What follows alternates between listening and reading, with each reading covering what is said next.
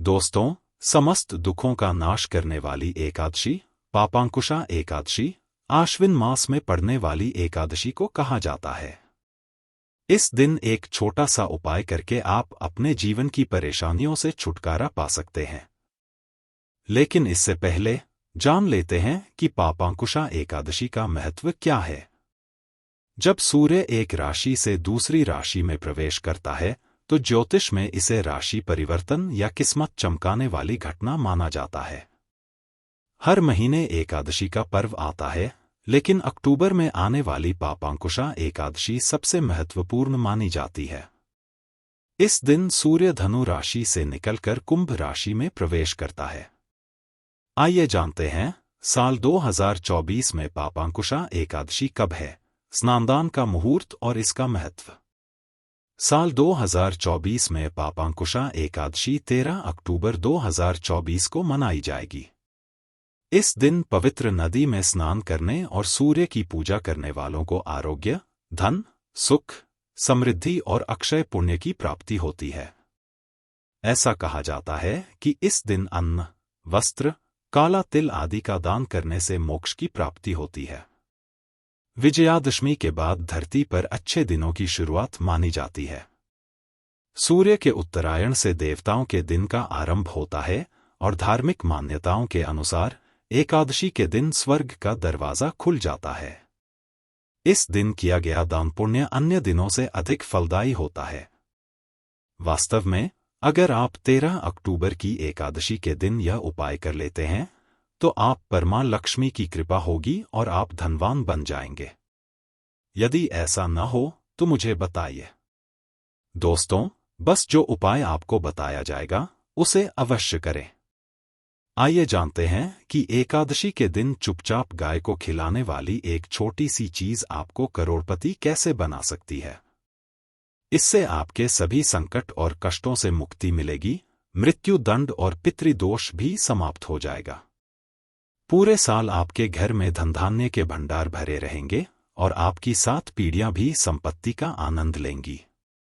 यूं कहें कि 7 पीढ़ियों तक आपका बैंक बैलेंस बढ़ता चला जाएगा। सभी दुख दर्द, संकट और कष्ट दूर हो जाएंगे और सभी सुख आपके कदम चूमेंगे। अगर आप यह एक छोटी और खास चीज चुपचाप गाय को खिला देते हैं तो गरीबी आपके जीवन से समाप्त हो जाएगी। यूं कहें कि व्यक्ति राजा बन जाता है।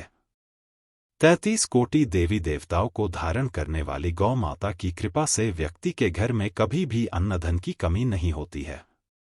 व्यक्ति के जीवन से गरीबी समाप्त हो जाती है और घर में धन के भंडार भरे रहते हैं। तो दोस्तों, वे कौन कौन से खास और महत्वपूर्ण उपाय हैं जिन्हें अगर आप एकादशी के दिन कर लेते हैं तो आपके घर में अन्न और धन के भंडार सदैव भरे रहेंगे। जीवन के सभी दुख, दर्द और संकट दूर हो जाएंगे। इस वीडियो में हम आपको उसी खास और महत्वपूर्ण चीज के बारे में बताएंगे जिसे एकादशी के दिन गाय को खिलाना चाहिए। दोस्तों, अपने फायदे के लिए पूरा वीडियो जरूर देखना।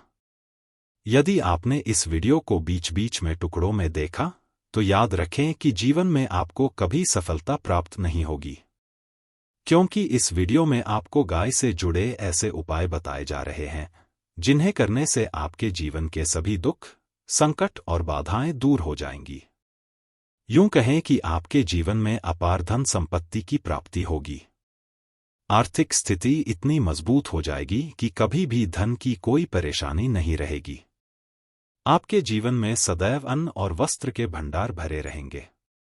तो दोस्तों, आज का वीडियो पूरा देखकर ही जाना अगर आप चाहते हैं कि गौ माता, पितरों और देवी देवताओं की कृपा सदैव आप और आपके परिवार पर बनी रहे। यह वीडियो बहुत ही लाभदायक है। पूरे 300 साल बाद ऐसा दुर्लभ संयोग बना है, इसलिए यदि आप चाहते हैं कि 7 पीढ़ियों तक कभी किसी प्रकार की कमी न हो तो वीडियो को पूरा देखना। दोस्तों, यह वीडियो आपके लिए बहुत ही लाभप्रद साबित होगा। वीडियो को शुरू करने से पहले आपसे एक विनती है कि इस वीडियो को लाइक करें, चैनल को सब्सक्राइब करें और कमेंट बॉक्स में सच्चे दिल से जय गौ माता लिखें ताकि माता की कृपा सदैव आप और आपके परिवार पर बनी रहे। साथ ही इस वीडियो को ज़्यादा से ज़्यादा शेयर करें ताकि और लोग भी इस वीडियो के माध्यम से लाभ प्राप्त कर सकें और अपने जीवन में धन, सुख और संपत्ति की प्राप्ति कर सकें। इसलिए इसे शेयर करना न भूलें ताकि औरों का भी भला हो सके। आपको बता दें कि इस दिन तीर्थ स्नान को अत्यंत फलदायी माना गया है। अगर तीर्थ स्थान पर जाकर पवित्र नदी में स्नान करना संभव न हो तो घर पर ही स्नान करते समय पानी में कुछ बूंदें गंगाजल की डालकर स्नान करें। स्नान के बाद सर्वप्रथम अपने घर के पूजा स्थान को साफ करें और वहां पूजा पाठ करें। अपने पितरों के निमित्त तर्पण और पिंडदान अवश्य करें। इसके साथ ही अन्न, धन, वस्त्र आदि का दान करना न भूलें। एकादशी के दिन दान करने से सभी मनोकामनाएं पूर्ण होती हैं और यह दिन विशेष रूप से पूर्वजों की पूजा के लिए बहुत ही शुभ फलदायी माना गया है। मकर संक्रांति के दिन पिंडदान करने से पूर्वजों की आत्मा को शांति मिलती है और उन्हें मोक्ष प्राप्त होता है। आपको यह भी बता दें कि इस बार पितृ पूजा के साथ साथ हनुमान जी, मंगल देवता और भगवान शिव की पूजा भी अवश्य करनी चाहिए। इस दिन अगर आप हनुमान जी, मंगल देवता और भगवान शिव की पूजा करते हैं तो मंगल ग्रह से जुड़ा दोष भी समाप्त हो जाता है और व्यक्ति के जीवन में धन, सुख और संपत्ति की प्राप्ति होती है। अब बात करते हैं उस उपाय की जिसे एकादशी के दिन अवश्य करना चाहिए। गाय से जुड़ा उपाय बताने से पहले आपको एक और उपाय बता देते हैं। शाम के समय पीपल के पेड़ के नीचे सरसों का चौमुखी दीपक जलाना है।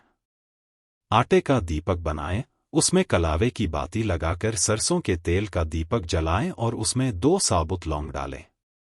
इसे जलाने के बाद मनोकामना मांगे और फिर देखें कैसे चमत्कार आपके जीवन में होता है। यह उपाय 11 दिनों तक करें और अगर आपकी मनोकामना पूरी न हो तो हमें जरूर बताएं।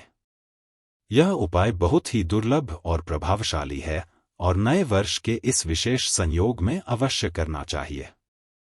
यह उपाय आपको बहुत लाभ देगा। अब बात करते हैं गाय से जुड़े कुछ विशेष उपायों की जिन्हें करने से 7 पीढ़ियों तक धनधान्य की कमी नहीं होती। गाय से जुड़े उपायों को ध्यान से सुनें और जिस प्रकार बताए गए हैं उसी प्रकार करें। इन उपायों से दुख, दर्द, संकट और कष्ट दूर हो जाएंगे और घर में सदैव धन के भंडार भरे रहेंगे। सनातन परंपरा में गाय, गंगा और गायत्री का बहुत बड़ा धार्मिक महत्व है। मान्यता है कि गौ माता के शरीर में 33 कोटि देवी देवताओं का वास होता है। गौ माता की पूजा करने वाले व्यक्ति पर इन सभी देवी देवताओं की कृपा बरसती है। गौ सेवा से न केवल इस जन्म के बल्कि पूर्व जन्मों के भी दोष समाप्त हो जाते हैं। पंचगव्य का उपयोग पूजा पाठ और हवन में अवश्य करें क्योंकि पंचगव्य के बिना कोई भी पूजा सफल नहीं होती। गौ कृपा पाने के लिए प्रतिदिन, सप्ताह या महीने में एक बार परिवार सहित गौशाला जाकर गायों को हरा चारा जरूर खिलाएं। इससे आपको शुभ फलों की प्राप्ति होगी और 9 ग्रहों से जुड़े दोषों का भी निवारण हो जाएगा। गर्मियों में गौ माता को पानी पिलाएं और सर्दियों में उन्हें गुड़ खिलाना न भूलें। ध्यान रखें कि गौ सेवा से जीवन में सुख, शांति और समृद्धि प्राप्त होती है। गाय, जो कि अपने शरीर में अनेक देवी देवताओं को धारण करती है, से जुड़े कई शुभ और अशुभ संकेत भी होते हैं। उदाहरण के तौर पर यदि गाय दूध देते समय ठोकर मार दे और सारा दूध बिखर जाए तो यह अशुभ संकेत होता है। वहीं यदि आप किसी यात्रा पर जा रहे हों और गाय अपने बछड़े को दूध पिलाते हुए सामने आ जाए तो यह यात्रा की सफलता का शुभ संकेत माना जाता है। यात्रा पर निकलते समय बाईं ओर से गाय की आवाज आना और रात में गाय का हंकार करना भी शुभ माना जाता है। दोस्तों, ध्यान रखें कि गाय के साथ कभी भी दुर्व्यवहार न करें क्योंकि यह घोर पाप है और जीवन भर परेशानियों का कारण बन सकता है। जी हां दोस्तों, गाय को राष्ट्रीय पशु बनाने और उसे मौलिक अधिकार दिए जाने की बात हो रही है, लेकिन सवाल यह है कि जब गाय हमारे संस्कृति का अहम हिस्सा है तो लोग उसके साथ दुर्व्यवहार कैसे कर लेते हैं। गायें अक्सर दर दर भटकती रहती हैं और लोग उन्हें भरपेट चारा तक नहीं देते। जब तक गाय दूध देती है तब तक उसकी सेवा होती है, लेकिन जैसे ही वह दूध देना बंद कर देती है, लोग उसे छोड़ देते हैं और वह सड़कों और गलियों में भटकती रहती है।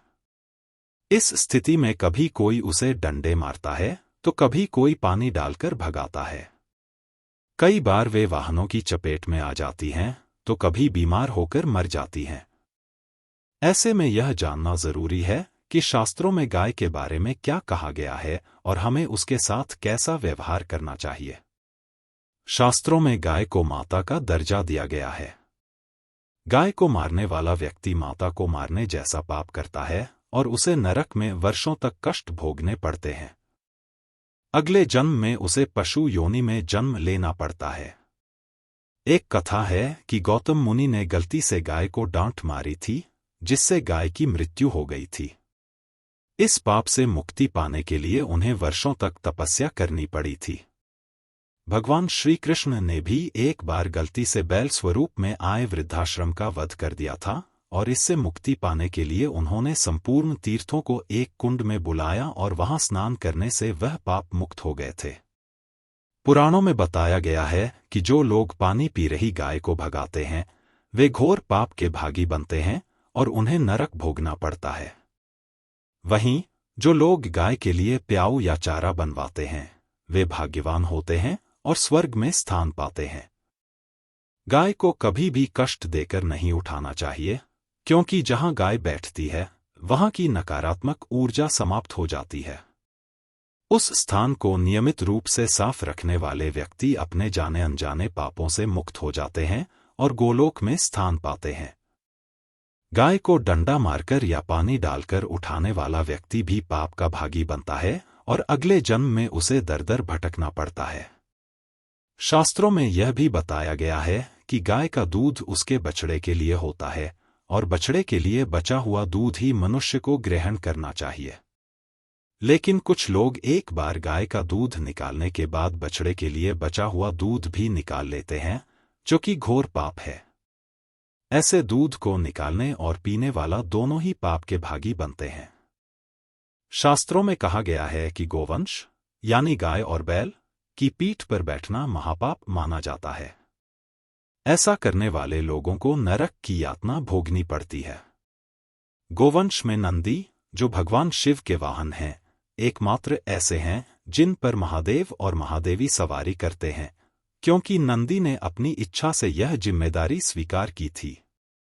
साथ ही शास्त्रों में गाय के दान को बहुत महत्व दिया गया है, परंतु बूढ़ी या बीमार गाय का दान नहीं करना चाहिए। कठोपनिषद में नचिकेता की कथा इसी संदर्भ में है, जहां नचिकेता ने अपने पिता द्वारा बूढ़ी गाय का दान किए जाने पर आपत्ति जताई थी। दूध देने वाली और बछड़े सहित गाय का दान करने से महान पुण्य की प्राप्ति होती है और दाता स्वर्ग में स्थान पाता है। साथ ही अगर सूर्य, चंद्र, मंगल और शुक्र की युति राहु के साथ हो तो पितृदोष होता है। सूर्य का संबंध पिता से और मंगल का संबंध जीवन में संघर्ष से है। अगर सूर्य शनि, राहु या केतु के साथ हो या उनकी दृष्टि में हो और मंगल राहु या केतु के साथ युति में हो तो पितृदोष बनता है। इस दोष के कारण जीवन में संघर्ष उत्पन्न होता है। पितृदोष को समाप्त करने के लिए गाय को प्रतिदिन या विशेष अवसरों पर, जैसे एकादशी, पूर्णिमा, अमावस्या, रोटी, गुड़ और चारा खिलाना चाहिए। गाय की पीठ पर बना कुबड़ बृहस्पति, गुरु का प्रतीक माना जाता है। यदि जन्मपत्री में बृहस्पति नीच राशि मकर में हो या अशुभ स्थिति में हो और सामने से गाय आती हुई दिखाई दे तो उसे अपनी दाहिनी ओर से जाने देना चाहिए। इससे आपकी यात्रा सफल होगी। जिस घर में गाय होती है उसमें वास्तु दोष स्वतः ही समाप्त हो जाता है। आपको प्रतिदिन गाय के लिए ताज़ी रोटी बनानी चाहिए। अगर आप गाय के लिए रोटी बनाते हैं तो कोशिश करें कि वह रोटी तुरंत ही गाय को दें। बांसी रोटी गाय को कभी नहीं खिलानी चाहिए, इससे घर में नकारात्मक ऊर्जा का वास होता है और काम में रुकावटें आती हैं। सड़ी गली चीजें भी गाय को नहीं खिलानी चाहिए। अगर कोई फल या सब्जी सड़ जाए तो उसे गाय को खिलाना पाप माना जाता है। एकादशी के दिन आटे से 11 लोई बनाकर उन पर हल्दी लगाकर गाय को खिलाएं। हर लोई को खिलाते समय गाय के सींग छूकर आशीर्वाद लें, इससे आपके जीवन में खुशियों की प्राप्ति होगी। एकादशी के दिन गाय की 7 परिक्रमा भी करें, इससे आपके सभी कार्य सफल होंगे।